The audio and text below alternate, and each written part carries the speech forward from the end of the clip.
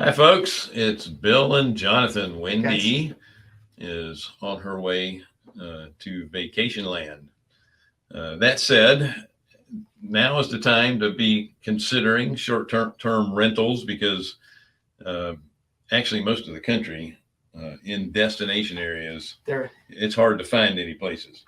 Yeah, we were just in I was in Clearwater, and I mean, to rent an Airbnb for one night was $500-600. Yeah, it's unbelievable. Mm-hmm. There's a shortage of short-term rentals in a lot of areas, and not even destination areas. So, in a little bit, when we get back, we're gonna have a video of Wendy and Walter Walford talking about their current, and it's current. It's only about a week old.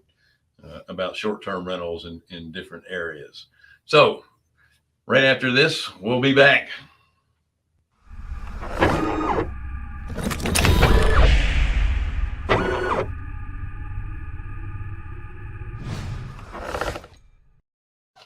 We paid a lot of money for that graphic, and we want to make sure that we get it in. That was good. That was a good one. That was pretty cool. So thank you for joining us on the Real Estate Investor Show, Hard Money for Real Estate Investors. Mm-hmm. We are lenders in the Southeast. We're Carolina Capital Management. We make loans to real estate investors. And again, it's the Southeast only. If you're interested in borrowing money, go to carolinahardmoney.com and click on the Apply Now tab. If you're a passive investor looking for passive returns, click on the Accredited Investor tab. Don't forget to like, share, subscribe, hit the bell, and don't forget to sign up for Wednesday with Wendy. With Wendy.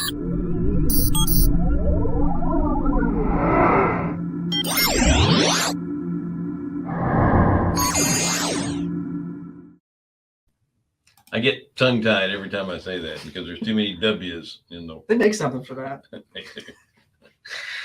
Anyway, there's a link right there in the chat to her calendar. She has booked up several months in advance, so go ahead and get your spot. What she does is she donates her time to talk to you guys about anything real estate. So go ahead and get in line for that.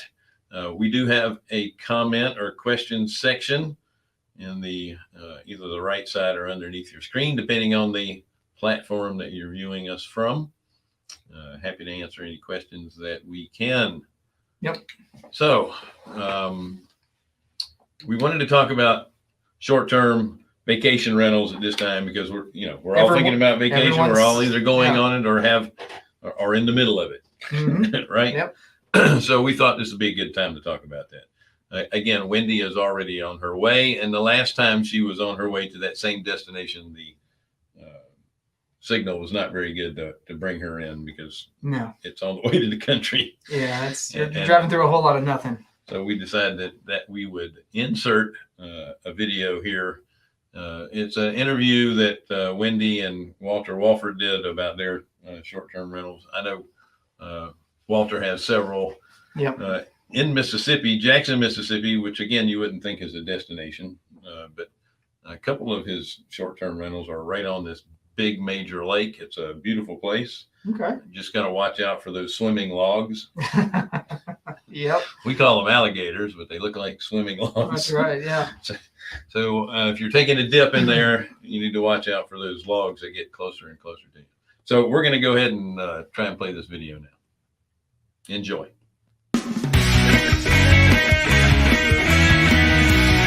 Hey, Wendy Sweet here with Carolina Capital Management. My side gig is short-term vacation rentals. How would you like to learn from the top short-term rental people in the nation? You're going to get that opportunity. We're actually doing a small venue short-term vacation training, and it's going to be incredible. There are 5 other people there that will be recording some pretty incredible information about short-term rentals, every single topic you can possibly imagine. I'm going to talk about short-term vacation rentals that are located within 3 miles of my office in dinky little downtown Rock Hill, why they're coming, what we're doing in a house, how we figure out which house we're going to buy, the due diligence that we do on that. And then I'm also going to be talking about how to finance those properties. There are a multitude of ways that it can be done, and I'm going to share as many of those ways with you as I possibly can. In addition to that, there's so many other incredible people that are going to be able to share information with you too, about everything you can imagine, from 2-day stays to 90-day stays. It's just amazing what you're going to see. So if you're interested in getting this video for yourself, because we're recording these, there's only 20 people that are going to be at this venue, so we have to record it to be able to share it with so many of you. You're going to get that opportunity to buy that video.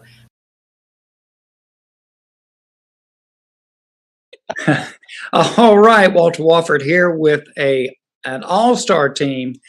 Pam Whitworth, Alicia Merriman, Wendy Sweet, Al Williamson, and me, Wally Pop. We are going to do something to kick the COVID bug to the curb with an event that we're having in Jackson. But if you're watching this video, you're not invited to the event. We intentionally decided to have it for 20 people, and we're going to videotape it. So it's a 2-day event that we're going to have. And so each of the presenters will have a 45-minute presentation followed by a 30-minute Q&A. And then we're going to have over 10 sessions. And so let me just show you, it's going to cost $197, and we'll deliver the videos within a week of the event, plus the handouts, any slides that we have. And you'll get all that in an electronic version, so you can watch it all you want to watch it. Now, so let's kick it off. Pam, tell us about yourself and your topic. I'm Pam Whitworth from Waco, Texas, and I want to talk about the 5 stages of hosting, and what stage that you might be in, and how to identify it, and how you make a decision on whether you want to accelerate that, or maybe you're perfectly happy where you're at today. I'm in about stage 4 on my hosting, and I'm working on the 5th stage right now, which has to do a whole lot with systems and organization, and setting up a business to be scalable. So I think as most of us start out, we become more of a side hustle. We're all in real estate, and we hear about Airbnb. That was me in 2012. I heard about Airbnb, and I had a little cottage in my backyard. And so I thought, well, that sounds cool, and put a bathroom in it and just started advertising it. In 2012, there were no statistics, there were no comps, there was nothing to go by. It was just a Hail Mary, just try this out. And so I started out as a side hustle host. I was plenty busy with my regular job, and I just decided to do an Airbnb in the backyard and give it a try. I thought I'd do about $1,000 or $1,500 a month. And I think the first year I booked 30,000, and then the next year 35,000, the next year 40,000. Then I realized really had something special going on here. And then of course Airbnb started to accelerate from there. And there's a traditional host which is the host that Airbnb had in mind. I think when they started all of this, and that's a person that identifies with their Airbnb, and then it may be in a situation like this with the cottage. I think I used to be in that position. I was one that did everything. I was one that met the guests. I talked to them, and my identity wrapped up in the. Pam, Yeah. I hate to interrupt you. My grandson's got something to say to me. Can you just hold a second? Sure. Just a potty. What do you have to say? We're leading in a little bit. Okay. Do good. Take care. I am too. Yeah, leaving a little bit too. Sorry, Pam. That's all right. So the traditional host is more of a person that is more, their identity is wrapped up in it. And so my personal goal with this, as I've begun to evolve with this business and realize the potential of the income, is I want to accelerate to 5, to where I have a very scalable business and a business to sell. And that's where I'm going with it. With COVID, I had about 20 properties. I owned 6. We were managing the rest. I lost 10 of them. So I was down to 10 properties, and 6 of them I owned. So I really didn't have much after COVID. We refunded a whole bunch of money. The bank account went on empty. And so I had to just kind of dog pedal for that year. Last month, we had the biggest month we've ever had with fewer properties. We had some of our units double in bookings. Wow. And so the income potential, we're charging 30% to manage. So I'm making more off of most of the properties that I manage than the ones I actually own. So my goal is to work up to the highest level of hosting. And so I'm going to talk about the different types of host, where you are, whether you're just a side hustle or the traditional, or maybe you're a hectic host. I stayed in the hectic host position for several years to where you just kind of did the Hail Mary and you hope it all worked out and the place was clean and nobody complained or found a bug or a mouse or something like that. And so I've been in the hectic host position for a long time. And fortunately, I've risen above that. But we talk about that, and I'm going to talk a little bit about if you do want to scale your business and it's something that you're willing to do and do the systems, there comes a point to where you can have a very sellable business. And there's a lot of the bigger companies, when you get 50 units, that's when they'll come into a town and start buying out these smaller companies. So that's my goal. We're almost back up to the 20 mark again and rising. But we are using, I'm going to go over in the next session about some tools and things, but we're using some tools that are just amazing that I wish I'd used years and years ago. So a lot of potential there if you want to accelerate beyond the side hustle or the traditional host and step up beyond the hectic host and make it. This can be actually very simple to where you can step out of your business and just manage it with VAs. We're starting to use more VAs and it's working beautifully. So I'm going to go into depth on about the different types of hosting and how you can do it and where you can hire some people and take it to the next level. All right. So Pam, let me see if I got this straight. So you increased your sales by double booking. Is that what you said? We had some of our units in That was May. a joke. That was a joke. Yeah. No, not double bookings. I thought you said double the bookings. All right, Alicia, hit it. All right, guys. My name is Alicia Merriman, and I'm out of Huntsville, Alabama. And just like Pam and Al, Wendy, I am an extended stay and short-term rental owner.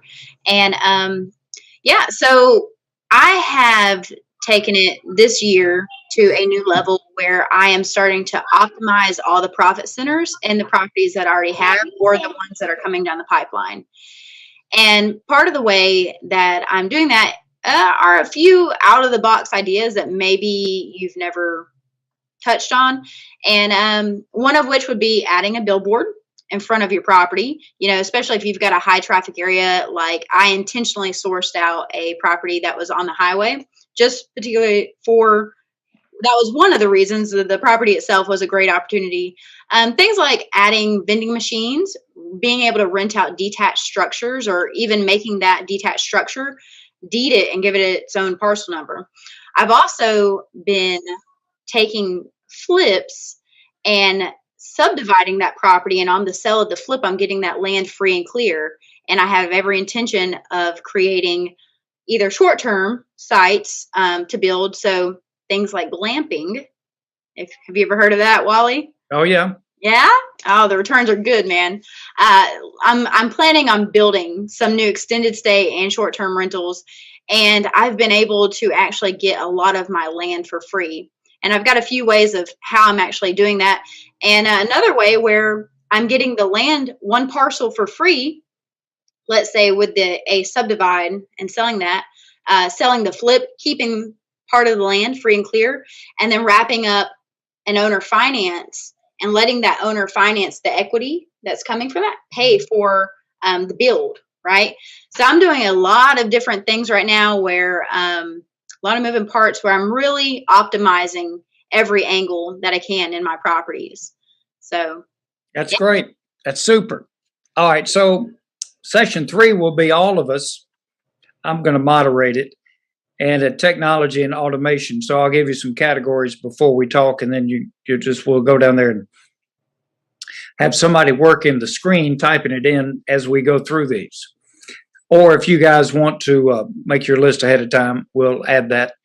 That'll be interesting.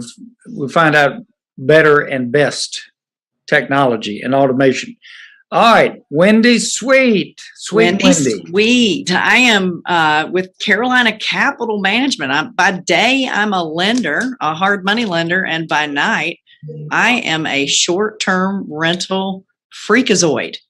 And I can credit Pam Whitworth for getting me in this business in the first place. If you haven't been in any of Pam's houses, you need to go in there. It's eye candy everywhere. It's just the coolest place ever. She just exploded my mind on all the things that you can do. Now, she's in a great destination area in Waco. I'm stuck in little dinky Rock Hill, South Carolina. And guess what? I am kicking it. We have 13 properties now in Rock Hill, South Carolina. All but 2 of them are within 3 miles of my office. And that's what I love. It's people say, well, who comes there? Well, we're going to have a whole session on talking about why people come to dinky little Rock Hill. And it's not just Rock Hill. It's any small town. People travel for all kinds of reasons. And you just have list after list after list as to why they're coming. I want to go after those people. One of the reasons why I really like the small town type business or the non-destination type business is because when COVID hit, I had, I don't know, 50% of the people that were booked canceled. And within 2 weeks, I was booked again. Not only was I booked again, but the COVID year, the whole COVID year was the best year I ever had. Because I had a whole new clientele coming in and staying at my properties. It was just truly a blessing for me on that. So I really want to talk about all of that. And I also want to kind of get down and dirty as how do I find a property? What numbers am I using when I decide that this is a deal or it's not a deal? Because we want to be cautious about the investments that we're making. We can't just count on appreciation. We've got to make sure it can stand alone as a rental property on its own. So I really want to talk about that part of the business as well, because, I love my exit strategy or my plan, which is plan A, set it up as a short term. But gosh, if plan A backfires, I want to be able to have something to fall back on. So got to have B, C, and D in place as well. Thank you, Wendy. Al Williamson. He's muted. There you go. I think you're muted, Al. All right, you guys missed the drum roll. Oh, well, let's hear it. All right. Hey, I'm Al Williamson. I'm in Sacramento, California, and run a corporate housing company called Easy Corporate Housing, and I'm responsible for the marketing. So it's all on me and my team. So I want to share with folks coming about how you can keep your extended stay rental filled without worrying about vacancies. That's the thing I focus on. So I focus on 30 days and longer, so that extended stay market. So one thing we're going to talk about is how you can market so you can have complete domination over your area. I know that's not going to be good for the folks in everyone's in Jackson. I'm not sure that's going to be good. Hey, we're cooperating. Yeah. So we're going to do that, and we can make the big corporations beg for mercy because they just can't keep up with this. So we're going to do that in that 40-minute slot that I have, and we're going to talk about some 3 overlooked ways to make Google rank you #1. So it's going to help you break away from Airbnb and really market independent without any reliance on other online travel agencies. And the third thing in that first session is going to be how to turn your family and friends into like your biggest, fiercest promoters. Let them get in on the action. So that's going to be an exciting thing. So I'm looking forward to that. That's my first one. All right. So, and then I got session 6. So this is IRA-owned short-term rental arbitrage. So this would be an interesting study of, we like the income, right, from the short-term rentals. How about let's just take it tax-free? And I'm going to show you how to set it up and do that. And we've got a 2-unit right down from my house that we paid market rent for, and that's $1,250 a month, a 2-bedroom, 1-bath. And we're routinely bringing in $2,400 a month, and that's IRA-owned arbitrage. So show you how to put $750 a month in your retirement account without debt. Is that How many of those you want? Keep More, right? Mm-hmm. All right. So, Alicia, next topic. All right. So my next topic is going to be about unique stays and the outdoor collections under Airbnb. Have you ever scrolled down and whenever you're searching as a guest, and there's actually where you can normally search for just regular houses, and then down below it there's a button that says unique stays. Well, if you've actually never clicked on that link, you'll find a lot of opportunities that are very, very unique. And if you look at the numbers associated with these types of dwellings that are generally tiny dwellings, as investors, the smaller the dwelling, generally, especially if you built it, it's going to be cheaper to develop. And these are unique in that most of them are things like Mongolian huts, they're geodomes, they're teepees, they're yurts, they are tree houses. There's some of them that are actually hobbit holes. Of course, like what Michael Hicks is doing up in Tennessee, Chattanooga, it's shipping container houses. So these out of the box ideas are bringing home just insane returns on what compared to what you actually got in the property. And so I want to dive deep and really express and do my own research and be able to share that with people on what exactly I intend to do myself here locally, and as well as what I think the returns will be. This isn't something that I have done yet, but this is something that I hope to be able to share and at least plant seeds and ideas with others as to how you can get in this market and about what you can expect your returns to be on different products. So I am now the proud owner of HuntsvilleGlamping.com. Hey, I know. And I really plan to tap into that market. I've already got 8 acres right outside the city, and then I got another 6. So I am slowly collecting up property, and I'm doing it in a very wise way, in my opinion. I've leveraged and I've intentionally selected the locations. For example, let's say that you selected an area where it's not commercial, like you can't exactly just rent out dwellings, but maybe it's deemed ag. So what stops you from actually having a petting zoo on that property at your rental and leveraging that opportunity? Okay, you could do that. Now you are deemed ag because there's ag, there are animals there. So little things like that I've kind of learned along the way that in my research, as well as things like this is the opposite of what I thought it would be.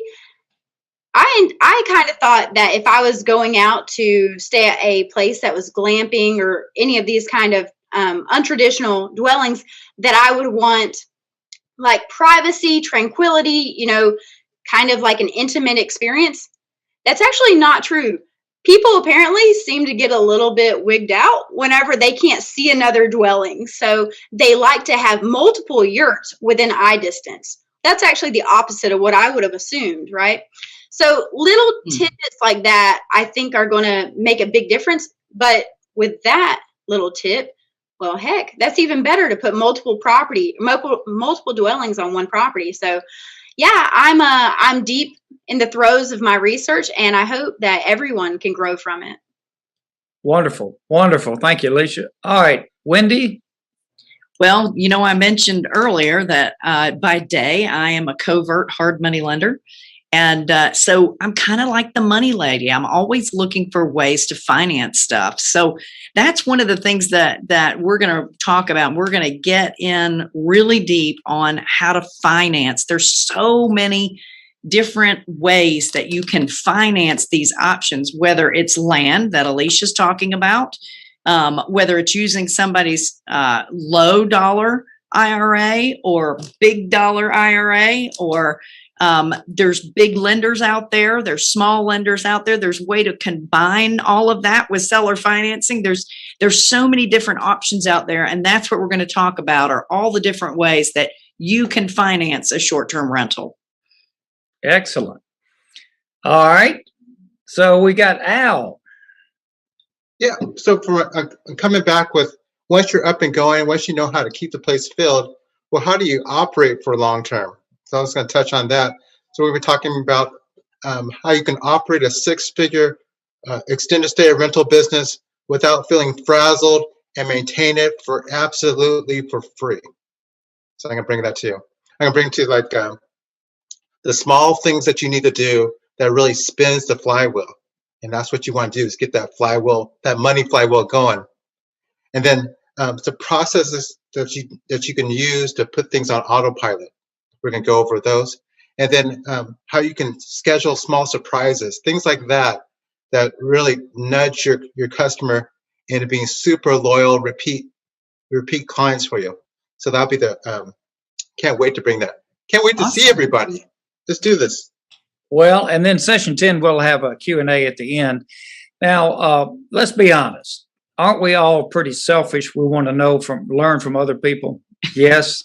So that's why we're sharpening each other's Just sword here. this little powwow got my brain back open. Alicia's got me all excited about the glamping because I live on a farm and I have a tiny house on my farm, but now I'm thinking, oh, I need to set up some campsites and let them take care of my pets. They can feed my chickens and clean out the horse stall and do whatever they want. Well, we could do that already with a couple of ours. We got some raccoons that come in every night in our trash cans.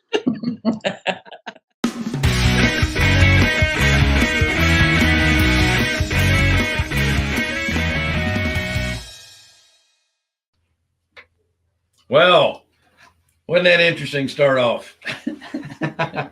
We had a little bit of technical issues, but it worked out well. We are going to try to get you the information so you can sign up. I know they're going to be doing videos on this. I'm not quite sure if it's going to be a live event as well on Zoom, but I know they're going to have videos available for that. There's a lot of good information in there.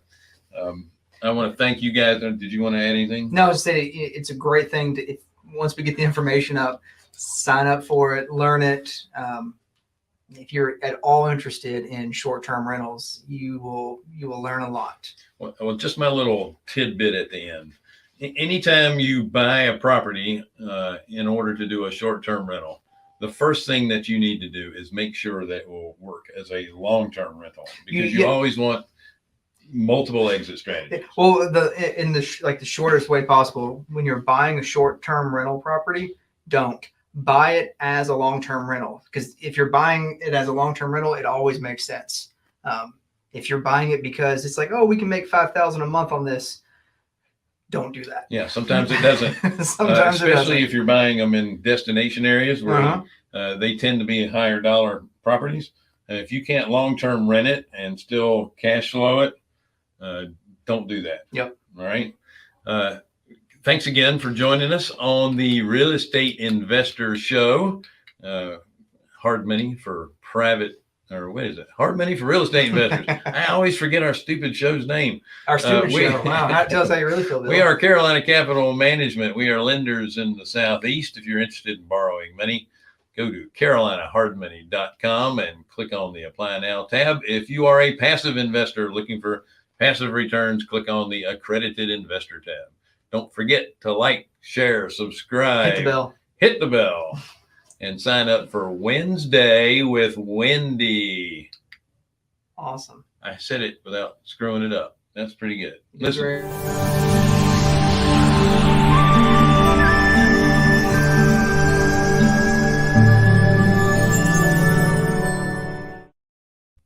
Okay, I still had room to screw it up. Enjoyed this show. We'll see you. We got another one coming up at 1 o'clock.